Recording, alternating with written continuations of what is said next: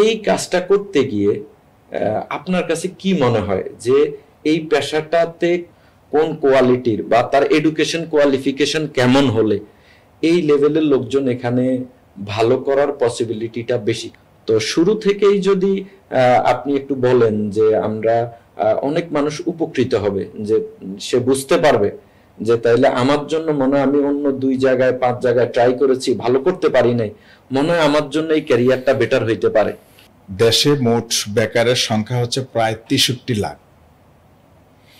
63 লাখ, যার মধ্যে 87% হচ্ছে শিক্ষিত বেকার।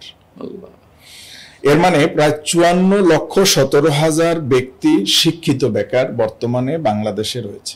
জি। এখন আমার কোশ্চেন হচ্ছে, একজন ব্যক্তি সে তার জবের প্ল্যানিং করে, সে জবের চিন্তা করে, কিন্তু সে অনেক সময় জবটা পায় না।